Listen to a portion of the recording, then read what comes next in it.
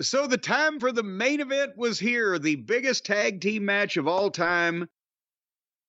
Cody made his entrance and hugged Mama Rhodes and gave his weight belt to his father-in-law. Brandy's father was there alongside Michelle.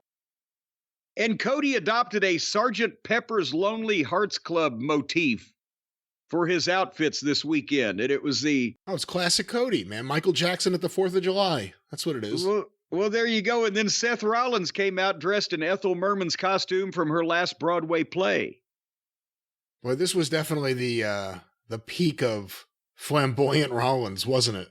I think Liberace would have been seen as like an Undertaker or a congressman next to Seth in this juncture here. And then The Rock came out carrying the championship belt that Mrs. Ali presented to him. And that I'm sure she might have not only paid for it, she may have crafted that with her own two hands. And then here came Roman Reigns with Paul Heyman. And we kicked it off with Cody Rhodes and Seth Franklin Rollins against Rock Reigns and Roman, The Rock and Roman Reigns.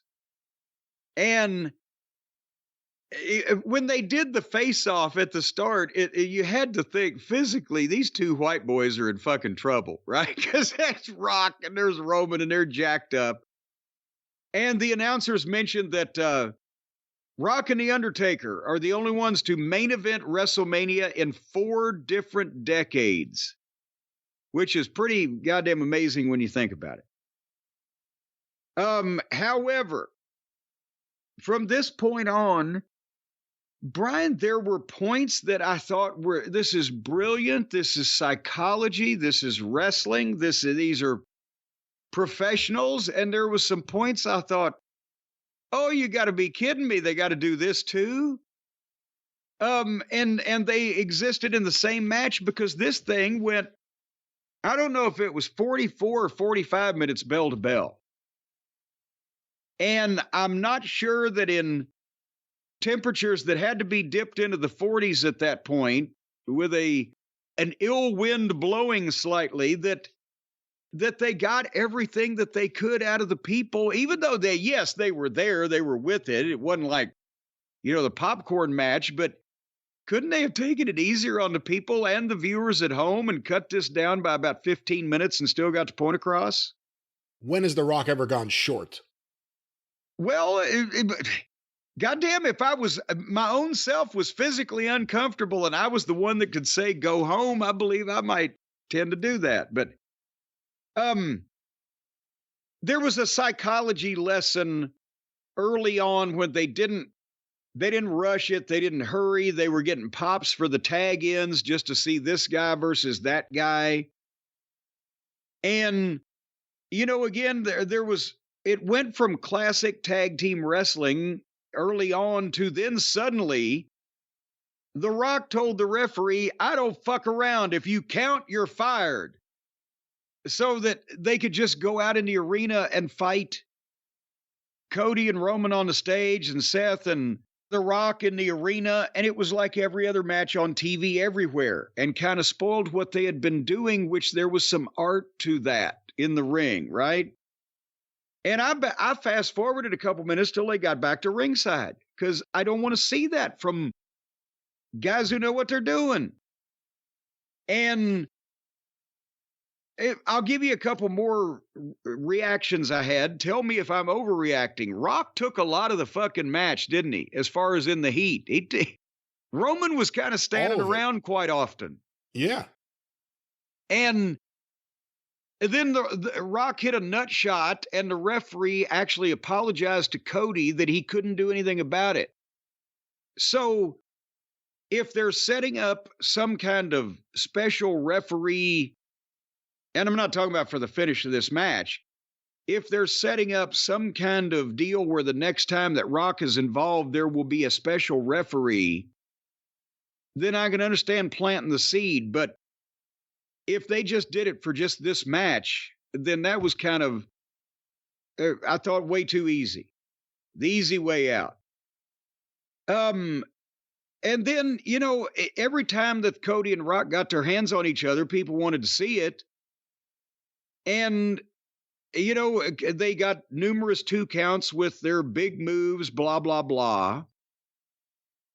And then they did kind of a modern sequence where The Rock just disappeared and the baby faces double teamed Roman Reigns silly. And then they went back to The Rock pulling the referee out and nailing him and wiping out Seth. And Roman got a nut shot and a spear on Cody. And The Rock rolls the referee in, but that's only a 2 count. And then they get heat on Cody. And so there's a lot of points where they're taking people on a roller coaster, but they are using almost every one of the Attitude Era false finishes all in the same match. The Rock taunted Michelle with the weight belt, but Cody made a comeback and got the bionic elbow, and The Rock hit a spine buster, went for the people's elbow, but Cody cut him off with a cutter and got cheers and boos for cutting off the people's elbow. And, again, boom, boom, boom. Finally, they did a spot where the baby faces got double pedigrees and double covers and only got a 2 count. And then The Rock cleared the Spanish announce table off, but Cody rock-bottomed The Rock on the American language table, and Roman speared Seth through the rail. And it went on in the ring with more heat on Cody. And Cody got 2 crossroads finally on Roman and was going for the 3rd, but Rock had the weight belt on the floor and whipped him in the small of the back. Pow! And that broke up the 3rd one, and Roman hit a spear. And then The Rock asked for the tag.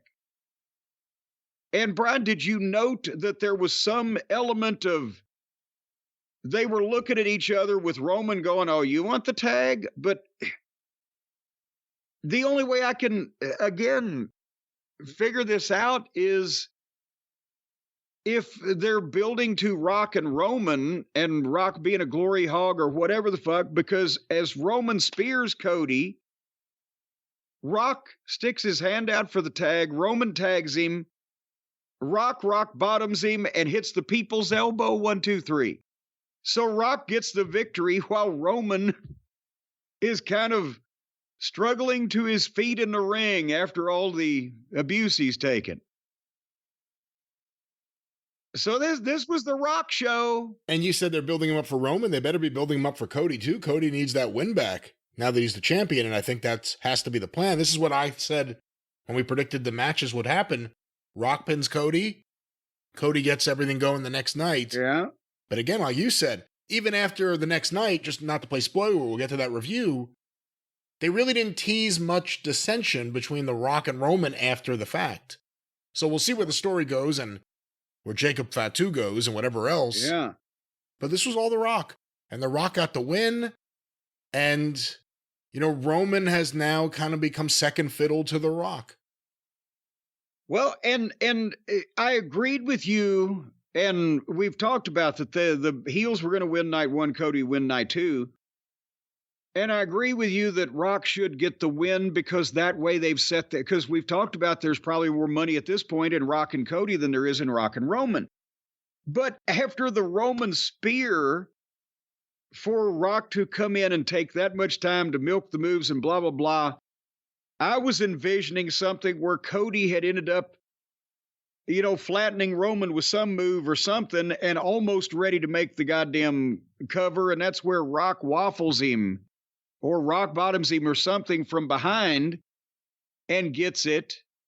But this was like, while you're laid out and Roman's done all the damage, I'm going to do my shit. And it, boom, 1, 2. It was a little flat also. So and they got to give Cody a win back over The Rock, probably on one of these big shows with a big budget like Saudi Arabia or something, if I had to guess. Yeah. I don't know if they're going to hold that off to SummerSlam, but that's the next thing they've built up here is Cody needs that win back from The Rock. And, I guess they've kind of set it up. Knowing how they've done so many things long-term with the Bloodline, if we get to the point one day where the Bloodline has enough of The Rock and turns on him, there's the thing that gets him back to being a babyface. Which you would think would be the goal before he not disappears, but before at some point he's not going to be on television regularly, he would want to be a babyface riding off into the sunset. You would think. This is his monster heel moment. We'll see if he can keep capitalizing on it without overshadowing everything and everyone and it getting to be too much. But you would think the end game would be, like Hogan. You come back and you get the one last heel run and then you turn babyface and that's the way we see you for the rest of the time. Because you're never going to be a full-time wrestler again. Okay, but now how old is Rock now? And we'll move on to night 2. How old is he? 51, 52? 52, I think. I think that's what it was, 52. Okay.